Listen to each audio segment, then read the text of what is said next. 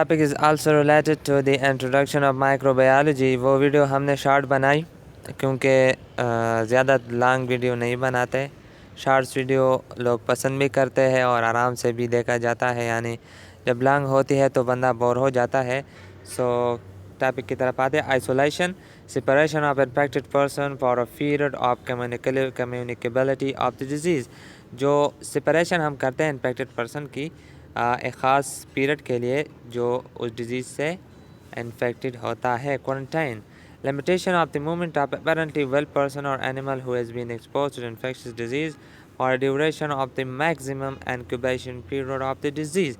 अब हमारे साथ क्वारंटीन क्या है। आप लोग आजकल बहुत सुनते होंगे कि इस बंदे को क्वारंटीन कर दिया गया है, 14 दिन के लिए क्वारंटाइन कर दिया गया। तो ये वही क्वारंटाइन है, यानी आपको जब या एक डिज़ीज़ होता है या नहीं होता, लेकिन आपको हो जाता है और आपको क्वारंटीन किया जाता है एक जगह। आपको यानी लिमिटेशन देते हैं आपको एक जगह की कि ये लिमिटेशन है, इससे आपको बाहर नहीं जाना है, क्योंकि वो बंदा हमारे साथ इन्फेक्टेड होता है।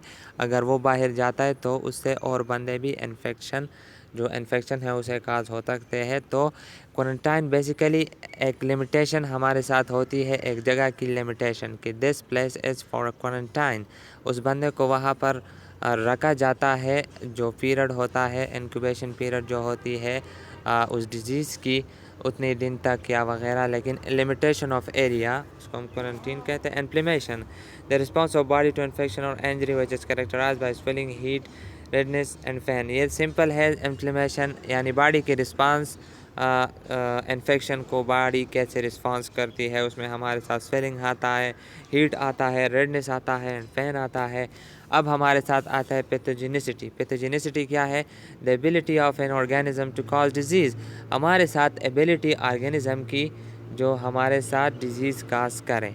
वायरुलेंस, द डिग्री और इंटेंसिटी लेवल ऑफ पैथोजन। हमारे साथ डिग्री या इंटेंसिटी जो है ना, यानी इंटेंसिटी पैथोजन डिग्री और इंटेंसिटी लेवल, यानी हम उसमें उसकी डिग्री, उसकी लेवल मालूम करें एक पैथोजन की, उसको हम वायरुलेंस का। Toxin, a poisonous substance produce by a living organism. जो टॉक्सिन सब्सटेंस हमारे साथ लिविंग ऑर्गेनिज्म प्रोड्यूस करे, हम उसको टॉक्सिन कहते हैं। Toxicant, a poisonous substance prepared by man. जो टॉक्सिन सब्सटेंस हमारे साथ मैन मेड होता है, उसको हम टॉक्सिसेंट कहते हैं। एंटीजन, ऐसे सब्सटेंस यूजुअली मेड अपा प्रोटीन। ये हमारे साथ वही सब्सटेंस होते हैं जो प्रोटीन से बने होते हैं। The stimulate the immune response, जो हमारे साथ जो है ना इम्यून रिस्पांस को स्टिमुलेट करते, स्ट्रांग करते हैं।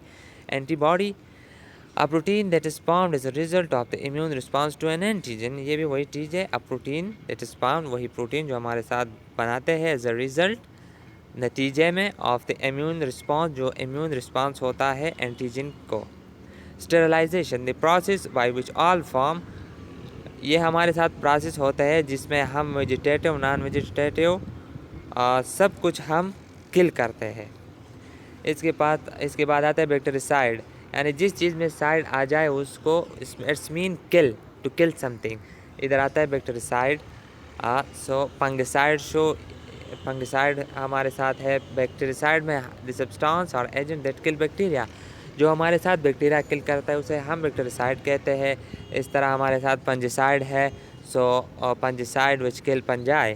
Pasteurisation, this is the method, ये हमारे साथ तरीका है। टेम्परेचर ट्रीटमेंट का एट 63 डिग्री, ये हम देते हैं 63 डिग्री 30 मिनट तक, to make it free from specific germ. जो स्पेसिफिक जम होता है उसे हम उसे फ्री करें, यानी हमारे साथ तरीका है।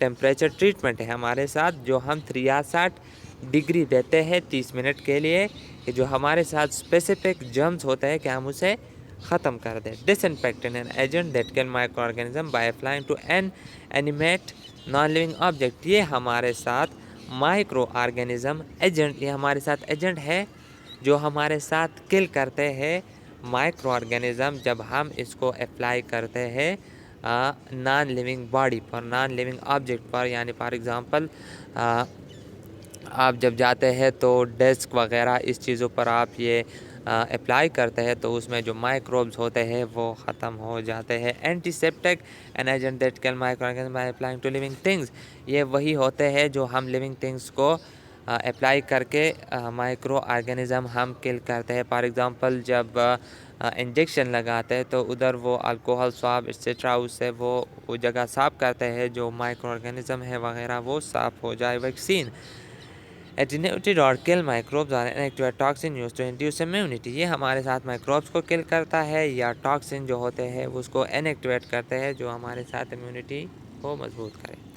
Vaccination the process of inducing immunity bye administering a vaccine, ये हमारे साथ वही प्रोसेस है जिसमें हम इंड्यूसिंग इम्यूनिटी अपने इम्यूनिटी मजबूत करें by administering a vaccine, vaccine करने से।